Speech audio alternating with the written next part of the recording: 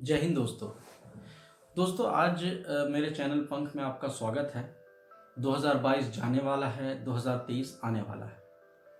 इस साल आपने भी कोई लक्ष्य निर्धारित किया होगा जिसे पाया या नहीं पाया ये आप बेहतर जानते हैं। लेकिन मैं जो आज की वीडियो में बताने वाला हूँ वो इसी से संबंधित कुछ बातें हैं।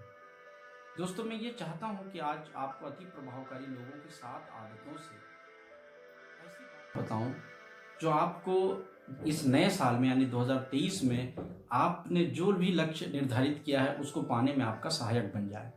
चाहे आप किसी भी क्षेत्र के हों, चाहे आप कोई नौकरी पाना चाहते हो, चाहे आप किसी व्यापार में कामयाब होना चाहते हो, चाहे आप किसी जगह जाना चाहते हो या कुछ भी आपका उद्देश्य हो, उस उद्देश्य की प्राप्ति आप कैसे करेंगे ये चीज़ मैं आज आपको बताने वाला हूँ।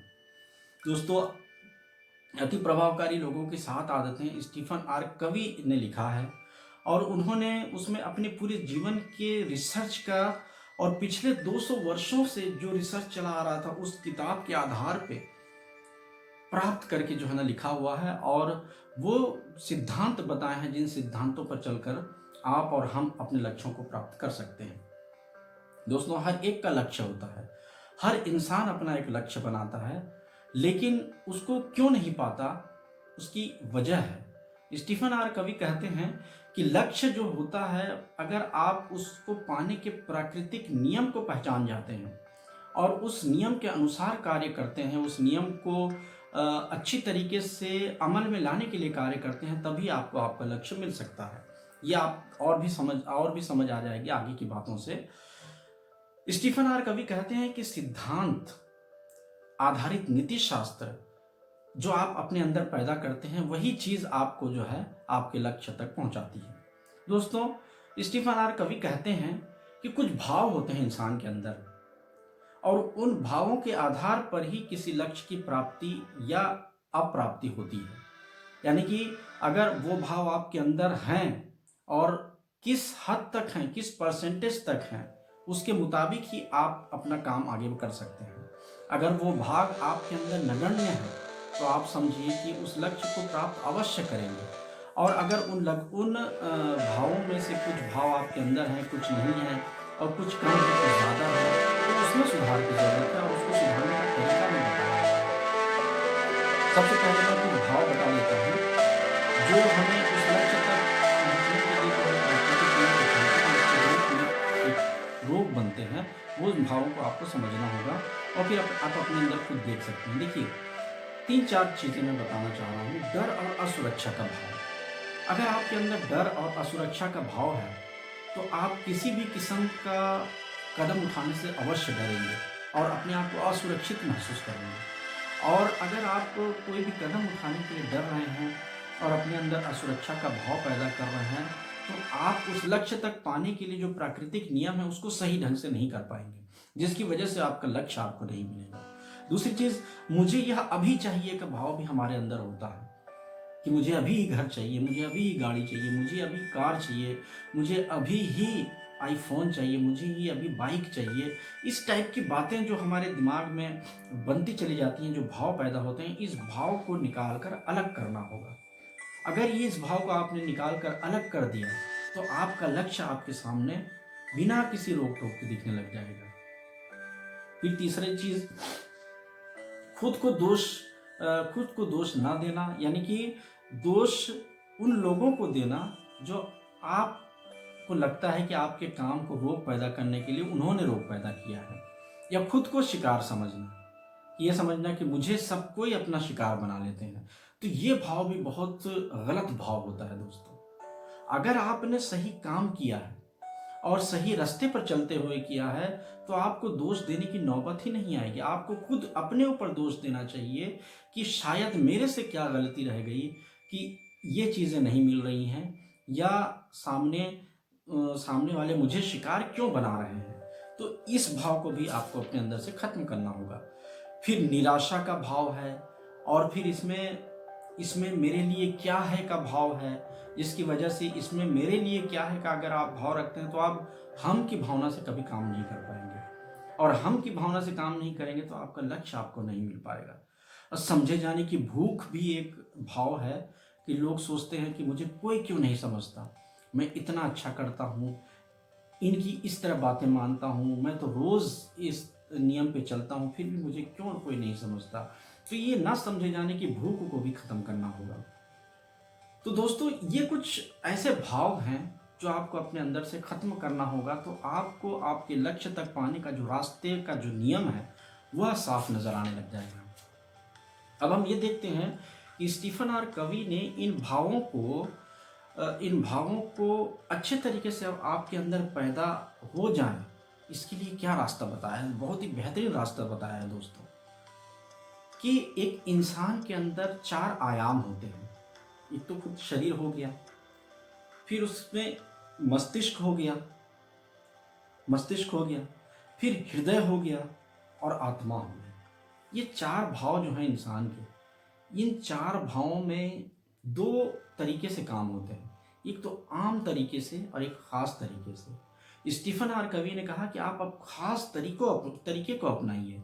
आम तरीका तो सब अपनाते हैं। शरीर के लिए सब क्या अपनाते हैं?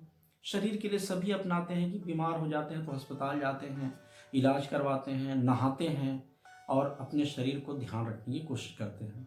और ख़ास क्या तरीका होता है कि लोग ये सोचते हैं, खास सोच वाले, कि हम अस्पताल जाने की नौबत ही ना आए, हम इस तरह खाना खाएं, इस तरह टाइम पे सोएं, इस तरह टाइम से उठें, इस तरह वॉक करें, व्यायाम करें, इस तरीके से अपने शरीर का ख्याल रखें। ये खास भाव होता है।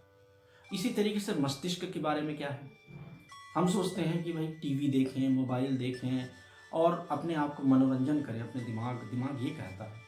लेकिन ख़ास लोग क्या करते हैं? अध्ययन करते हैं, किसी के बारे में जानने की कोशिश करते हैं, शिक्षा हासिल करते रहते हैं। ये खास भाव होता है। तीसरी चीज़ हृदय है।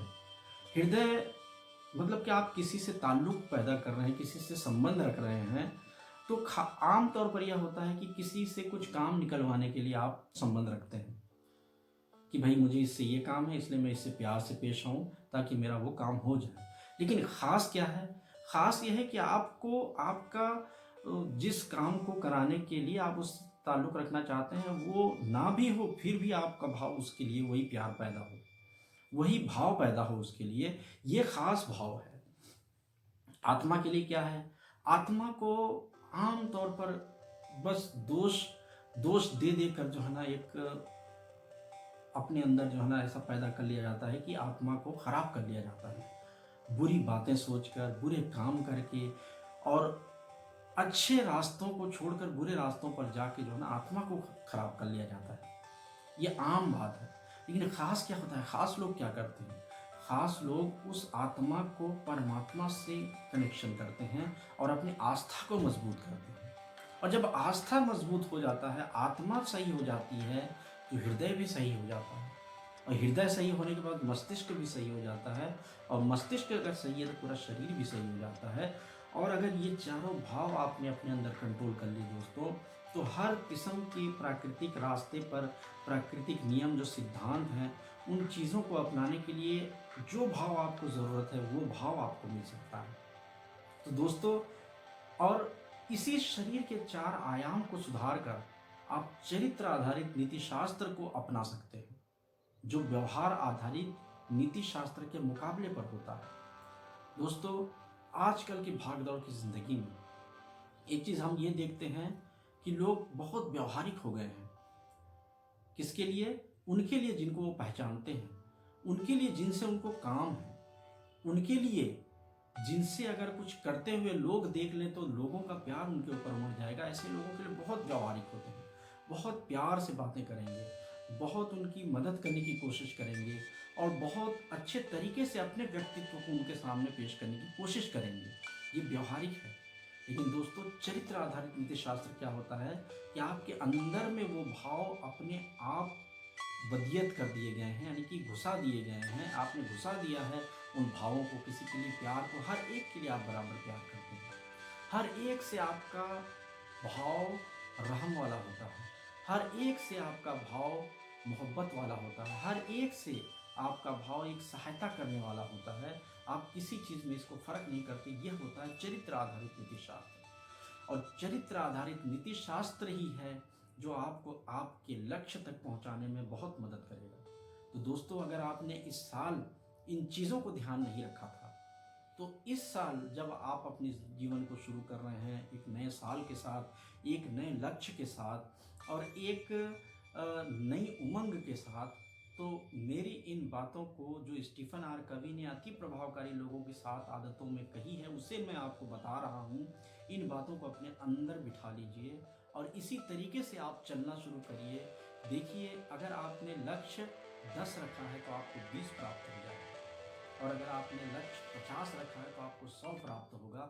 यह मेरी गारंटी है। अगर आपने अपने अंदर उन भावों को पैदा अपने अंदर से कर लेंगे तभी। तो आज के लिए इतना ही दोस्तों। जय हिंद।